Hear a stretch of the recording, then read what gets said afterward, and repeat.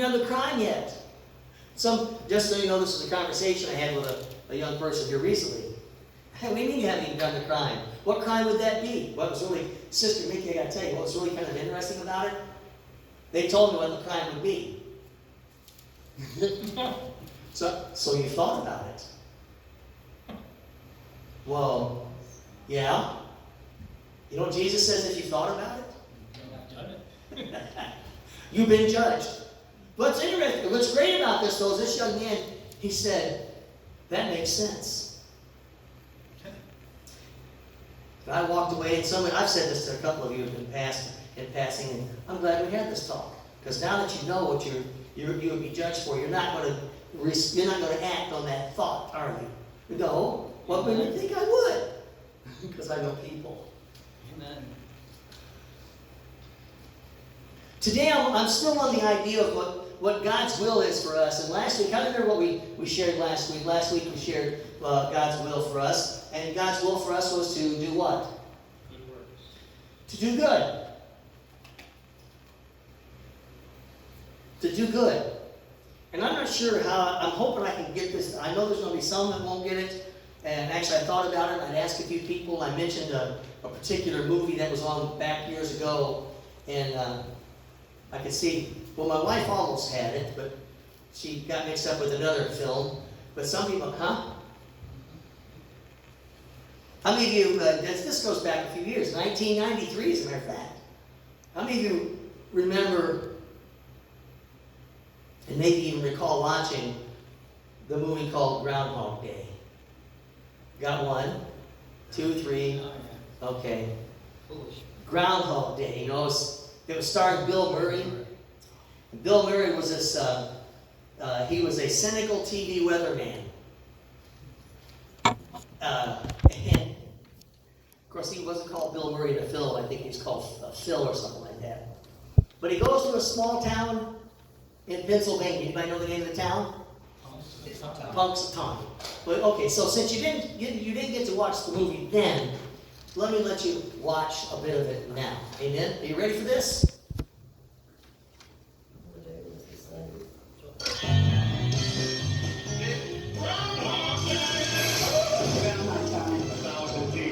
Freezing their butts off waiting to worship our wrath. Weatherman Phil Connors is spending the day in Punxsutawney, Pennsylvania. Phil? Ned Ryerson, I did the whistling belly button trick at the high school talent show. Bing! Bang! But Phil's about to find out he's not just stuck in Punxsutawney. Will you be checking out today, Mr. Connors? Chance of departure today, 100%. He's stuck in Groundhog Day. I'm reliving the same day over and over. Phil? Ned Ryerson? Bang! Do you ever have deja vu, Mrs. Lancaster? I don't think so, but I could check with the kitchen. Well, it's Groundhog Day. Again? At first, he was a little anxious. Phil? What? Will you be checking out today, Mr. Connors? I'd say the chance of departure is 80%. But now, We could do whatever we want. he's discovering the possibility Don't you worry about cholesterol. Why? and living life like there's no tomorrow. Phil Connors! Ned! Because there isn't. I'm immortal. I have been stabbed, shot, burned, frozen, electrocuted. I'm a god. You're God.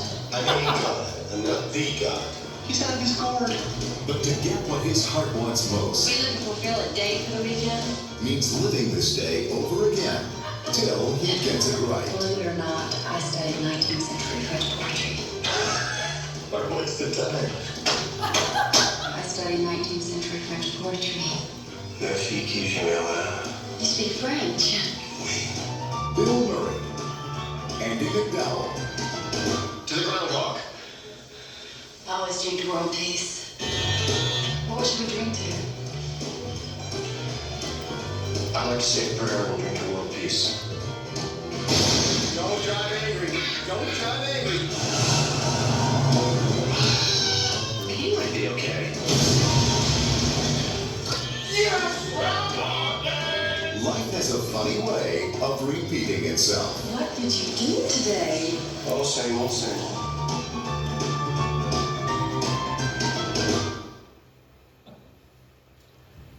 Does that bring back any memories?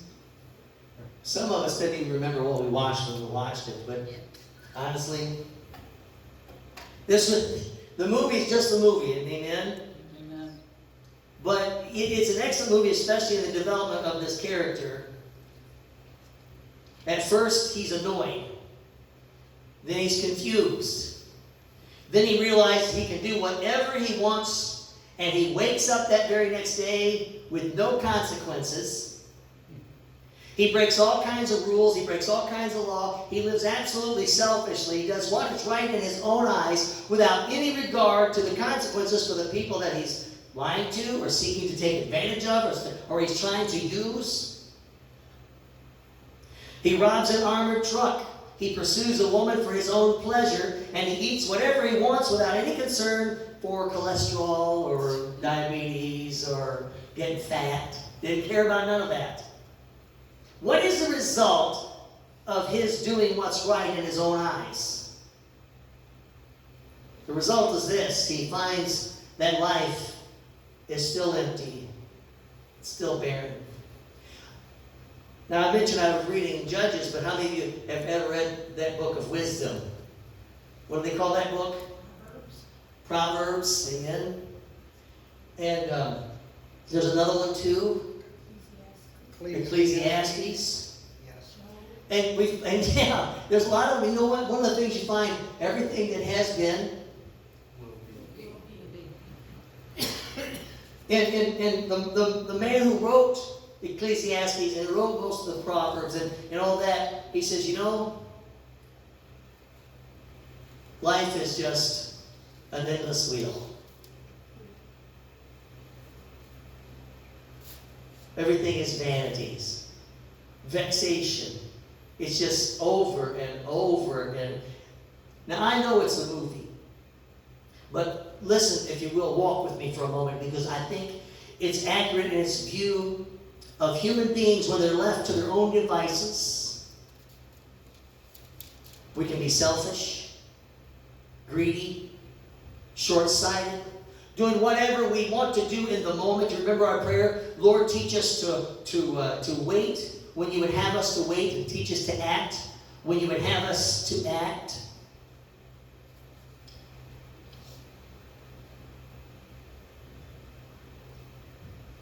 In the Bible, human history and current world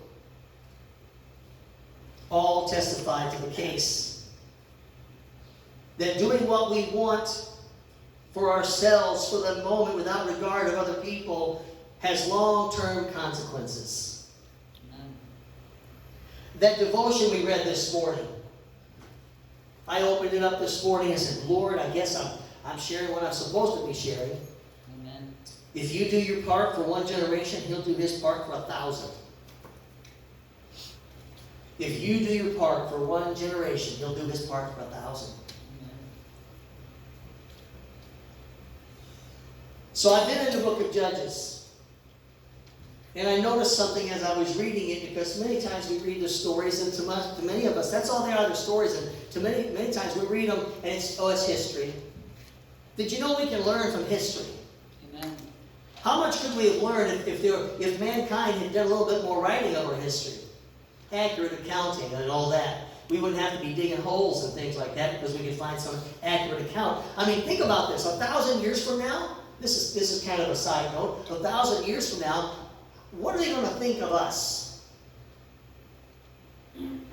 When they dig up all these artifacts, videos and stuff that's out there on the World Wide Web, that, by the way, it's something that's nearly eternal. Once it's there, you can't unring the bell. Somebody say amen. Amen. No one's going to know what to believe about us. Maybe that happened. Maybe it's happened before. What did he say? Everything that has been will be. Maybe what happened was that, you know what? Okay, this is stupid. This is ridiculous. Nobody needs to even remember any of this.